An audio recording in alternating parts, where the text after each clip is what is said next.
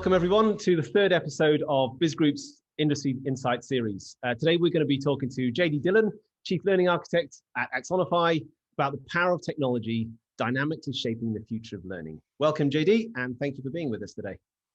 Happy to be here. You're very, very welcome. Genuinely, I've been looking forward to this conversation for quite a while. I know it's been, crikey, I think 3 or 4 years since we were sat down in Waterloo, just generally pontificating about the future of everything and how it might come together. I think all of us would have been considered on something a little bit stronger than what we were drinking had we predicted 2020. And on that note, I mean, your career has taken you through so many different environments. You've been at Disney, you've been at Kaplan, you've been at AMC, and I don't think a month goes by that I don't see your name crop up in some other podcast or other. And I'm actually chuffed to bits that you've actually started leading your own with the 80%. But while 2020 was a disruptive year, with companies and teams having to rapidly really learn how to work differently, what trends do you think will stay, and how do you think they'll impact the future of learning? Sure. So I think one thing that's important to remember is that 2020 and 2021 thus far, right? Because it's far from over. Yeah. Hasn't cornered the market when it comes to disruption. So it wasn't as if we hadn't faced some versions of that type of rapid change before. It usually just doesn't happen at that speed and scale to everyone at the same time. Yeah. And I had to sit down for a while in the midst of the beginnings of things and ask the question about the relevance of the types of things that I was talking about for the past several years and the approaches that I was taking when I was working with organizations and doing my work every day, which is something hopefully that a lot of people did, whether it be you're running a business or you're running a team or you're supporting people from a learning and development perspective. And I'd ask, is the world changing to a degree where I have to do things differently now, and to what extreme? How do I have to learn through this experience? And what I started to recognize was that there were similarities and things that I could learn from past disruptions and past changes that I had worked through in different organizations and apply, maybe in a little bit different ways, but apply with extreme relevance in the work that we were doing at this point. So I think it's important that we take that step back and we look at how what we've done in the past may apply to the changes that are happening to us right now and then moving into the future, because change isn't going to stop. So when, quote, this is over, it's not about suddenly going backwards and thinking about things the way they were, or kind of looking for that, getting back to normal type of vibe. So a couple of things that stand out to me over the past, 12 months at this point is that I don't really remember work being this human before. We're having conversations now, even though a lot of people are struggling to get through this situation, but facing disruption head on for a year at this point. We're having conversations about the human nature of work in ways we haven't had before, about things like wellness, about things like community. And that needs to keep going, because to this point, we've been largely reactionary to keep the lights on and keep things moving forward.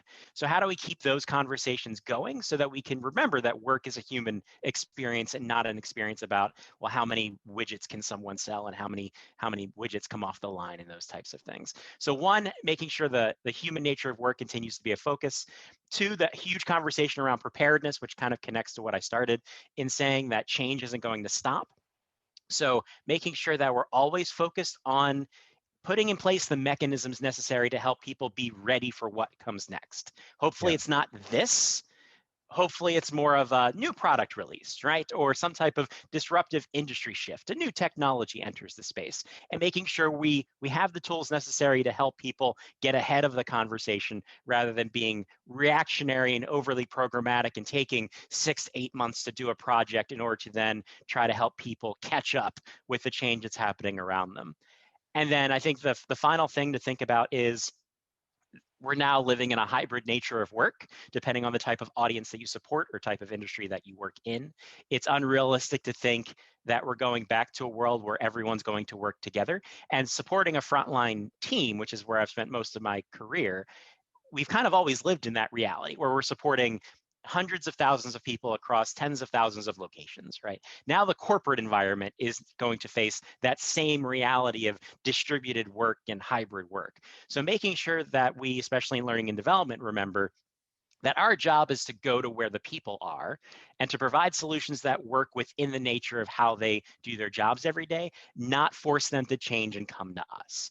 And it's something, again, we've had to react to for the past year, especially if you're supporting people that went to home to work from home. How do we kind of reimagine what we do to make sure we can go to them and fit into their world, as opposed to making them have to come to us when they need help? So that's an interesting point.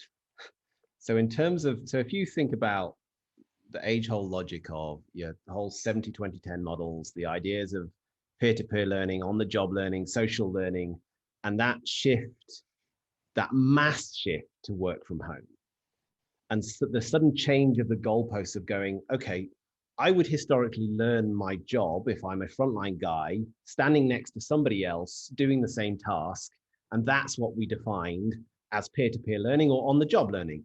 But if you, I mean, the nature of this conversation, internet drops out, you suddenly go all static, and you're going, is this person seeing what I'm seeing? Did they hear the last 3 minutes of what I just said?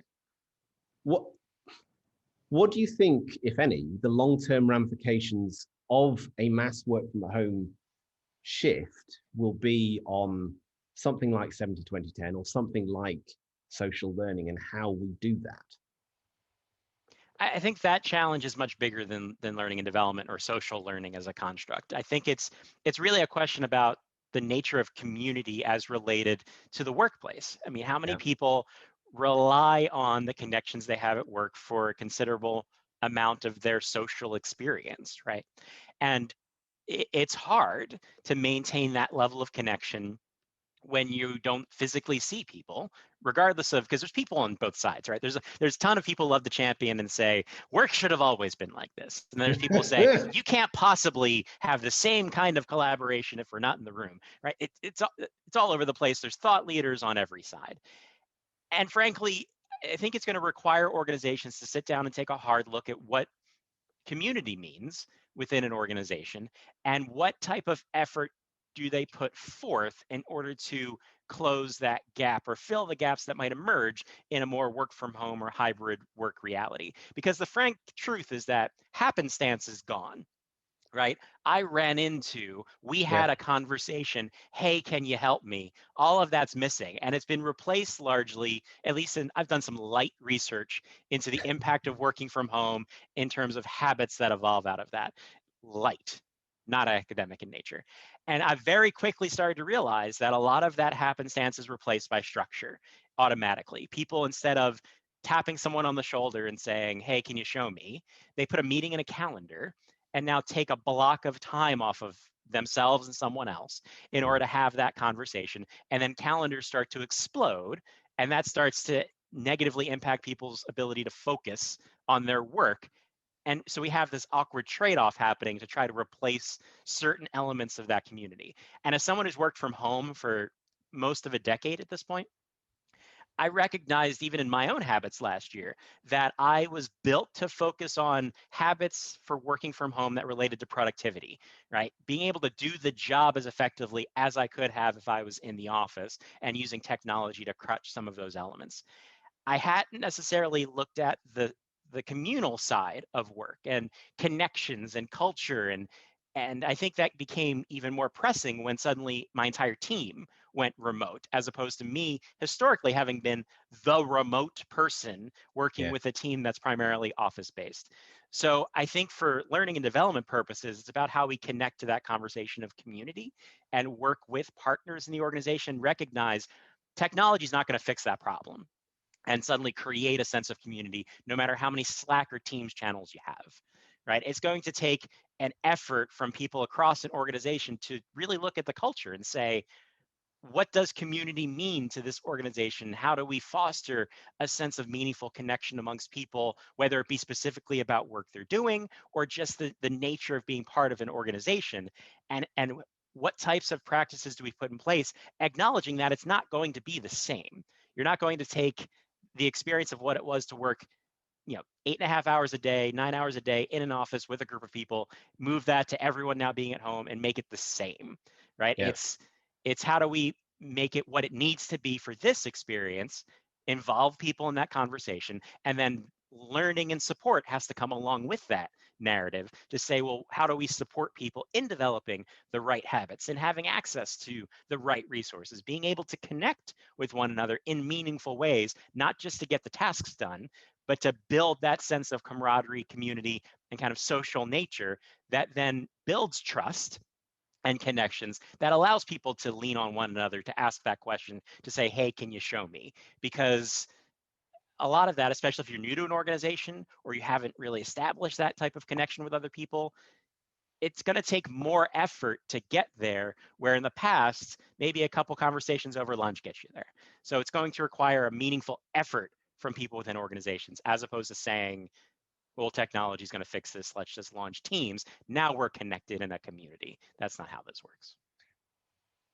So I know you were chatting to the guys at Southwest recently, and taking them as an example, or somebody else you've chatted to in the last 6 months.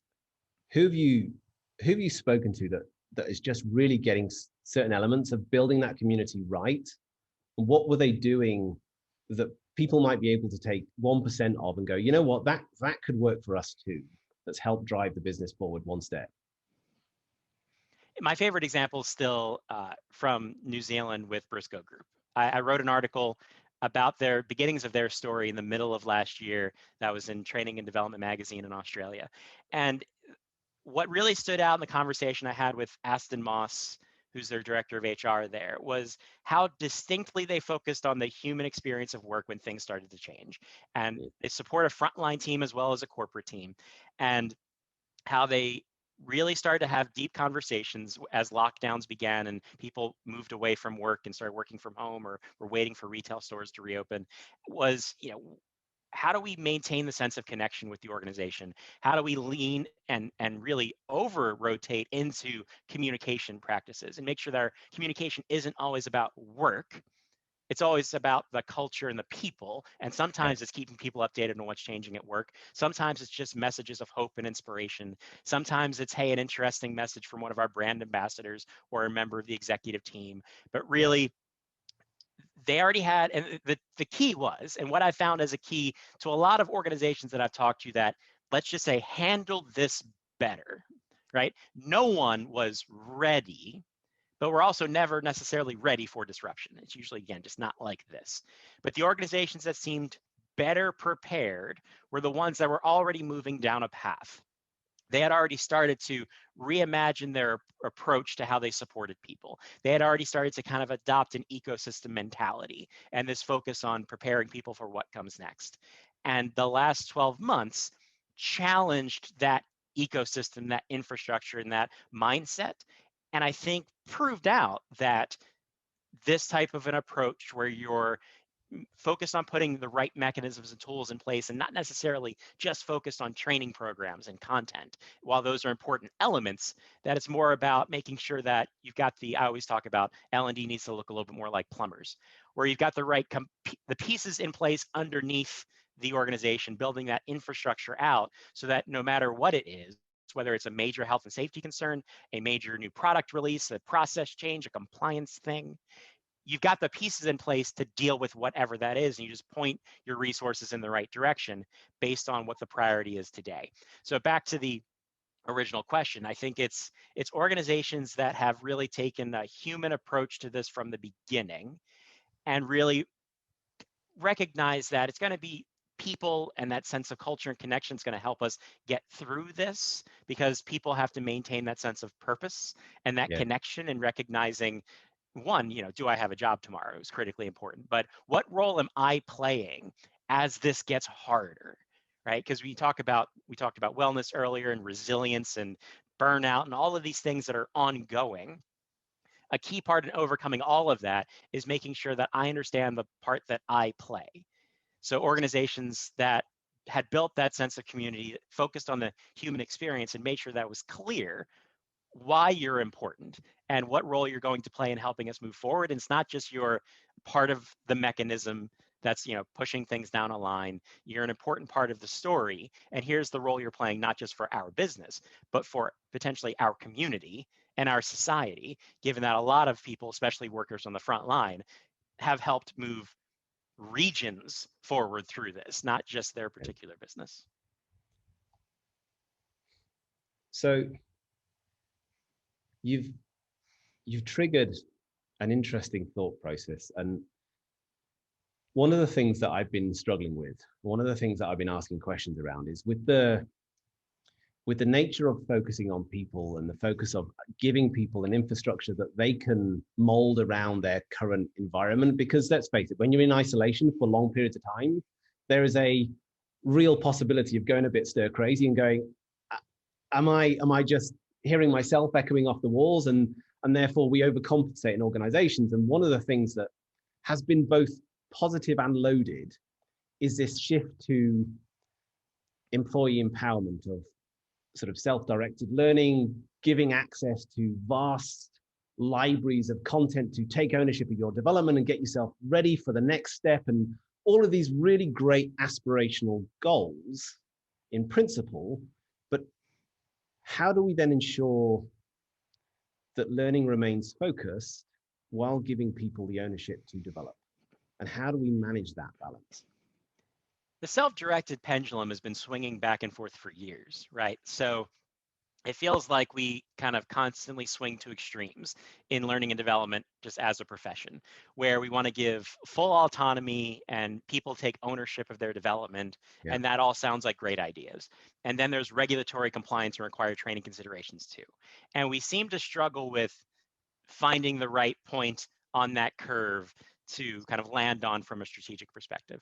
And for me, a lot of what we do as a profession comes back to one concept for me, and it's time, right? We are fundamentally trying to help people make the best use of time, and meanwhile trying to overcome the fundamental challenge of time when it comes to supporting an organization.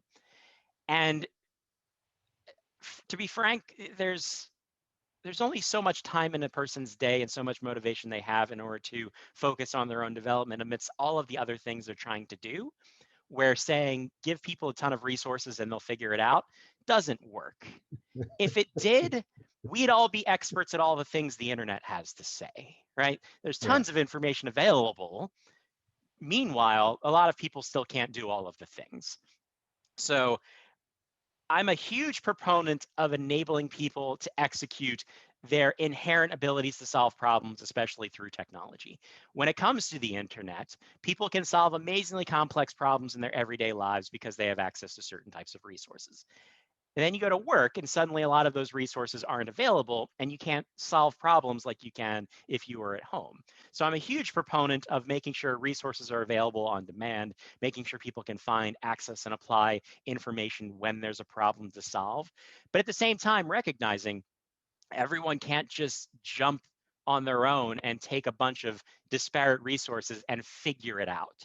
So making sure that as a learning function, you take a look at the priority development areas, right? The knowledge and skill people need to be successful in their job today, and then also moving forward into what the future has in terms of taking on the next role, developing the next skill set as your organization evolves. And recognizing that, we have to make sure the right on-demand resources are available across the board for everyone, but then when do we need to layer up into those more structured opportunities so that people have a bit of scaffolding, a bit of guidance, some type of direction around here's where you start, here's some proven resources that might be particularly valuable to you. And that's where I think a lot of the elements like, considerations like data and artificial intelligence can come into play to help people understand where are those connections and what path do I go down, recognizing that career pathing doesn't work, right? Again, if it worked, we wouldn't be having the conversation still because careers aren't a straight line. because everyone gets there in a different way. If you talk to any of your top performing employees and ask them how they became that, it's very likely that they all didn't go through the same exact process to get there. They all have unique experiences, backgrounds, took different types of training, leverage resources differently. And we can't replicate that level of chaos. We can just lean into it and recognize that it's our job to provide, again, that infrastructure, those elements that sit underneath people's performance, and then the structure at the right times, the right points, when people traditionally have challenges learning more complex skills or how to do more complex tasks. So for me, it's making sure that we don't over-rotate, making sure that we recognize that all learning is self-directed because people are making decisions around what they're motivated to engage with. If they're sitting in front of you, it doesn't mean they're learning something, Yeah. right? So making sure we focus on that and then recognize from there, it's a personal experience. It will always be. So how can we do our best to give people the opportunity to say, if you are a person who just wants to take resources and run, go for it, but make sure they have the opportunity to get feedback, right? Because they might be going the wrong direction with all of those resources. Or if you're someone who needs more structure, you're new to the organization, new to this type of work, we can provide that type of support too, and find that balance so we don't over rotate the pendulum one way or the other. But at the same time, it's always personal, it's always self-directed, it's always about my motivations as a person who works inside this organization. And but it's not entirely my responsibility, right? Accountability can't go entirely to the employee. We exist for a reason. Management exists for a reason. It's a shared accountability experience, but everyone has to play their part, as opposed to it being, an employee sitting there saying, teach me, right? That doesn't work. But at the same time, management sitting there saying, figure it out. That doesn't work either. It's somewhere in between. Listening to some of your earlier conversations, and when big data, analytics, learning attribution, that's all core to what you believe at Axonify and what drives the learning experience and drives impact. And I know you've always been a big advocate of borrowing from other industries and looking and learning about things that aren't necessarily specific to L&D. So talking about marketing and going, how are they using big data? How are they using analytics to help drive personalized marketing experiences and then copying that into a learning context that, again, feeds the consumer, i.e. the employee. In the last 12 months, recent history, or even looking forward, what industries are you keeping a close eye on? Which ones would you say people should watch, and what things are they doing that we could learn from and apply into the learning function, into the frontline enablement strategy? What are those core industries that are doing things differently? Well, you gave the obvious answer, which is marketing, right? So, and I think it's going beyond the superficial connections that some people may make with marketing, which is they use campaigns and they use different types of content. You mentioned that going layers deep to say, well, how do they leverage data? Going layers deep beyond that to even say, well, how many in your organization, do you know how many technologies your marketing team uses in order to do their job? And if you work for an organization of any substantial size, it's probably a dozen or more different technologies kind of cobbled together in order to execute on those campaigns that you actually see. And then the other thing that's interesting about marketing teams is that they are very much early to the party when it comes to technology. If you've ever tried a new app, let's use Clubhouse as an example, if anyone's using Clubhouse, and you look around at who's here, it's almost always a pile of marketing people because they're trying to find the next way to push their message in order to promote their products and services, right? So I think there's a certain level of experimentation, the use of technology, a broad technology ecosystem, making informed decisions through data, using data to activate different types of practices, using different. There's just a lot of parity between what learning and development does and what marketing does because we're both trying to shift behavior. But the other one that I would take a look at, which I already kind of alluded to in our conversation, is the fitness industry, because I don't understand why we don't make more correlations between exercise and learning, because they're so fundamentally similar in the fact that you don't decide, I need to I need to be stronger, and go to a gym for 8 hours and say, I'm stronger now, right? The same general thing applies to mental fitness as Yeah. it does to physical fitness. And Yeah. I'm not going to dive into the science behind things because I'm not that expert, but on a surface level, at least it makes sense. But then you go again, layers deep, and you look at what Apple's doing around fitness and the Peloton craze and all of these things that are these technology enabled versions of the fitness experience. And what can we learn from how they're applying data, how they're integrating different technologies in order to make connections to data that help show you the value of this experience, that you are getting better, right? You are inching up, because it becomes very discouraging. We're in the beginning of the year, and millions of people probably made some type of agreement with themselves that they were going to get in the best shape of their lives. Yeah. And it's now a month and a half later, and are they still doing that? That's the old joke about New Year's and those types of promises, right? But what's key is seeing progress, right? You're not going to go from where you are to where you want to be so fast that you can see that, oh, I should definitely keep eating this way, right? It's about incremental progress. Same thing when it comes to developing knowledge and skill on the job. So how do we take a look at how fitness applications, as another example, are using data and artificial intelligence to provide more targeted coaching? If I can't, who has the money and resources to hire their own fitness coach, right? Not most people. So there's apps out there that are filling that gap by using AI and visual recognition type technology to watch you exercise and identify where there are gaps in terms of your form and provide targeted coaching to say, you might get better results if you do the following types of things. That's another place where you just look at how does that compare to workplace performance using data from how people are learning, developing, and performing on the job, and then making proactive recommendations to say, we noticed the following about your performance in a non-creepy way, and here's some things you might want to take a look at. Not just saying, well, you work in this job and someone else who works in your job took this course, you might want to take that course. That doesn't work. It's not, learning is not entertainment. Learning is not Netflix, even though Yeah. Netflix does great things.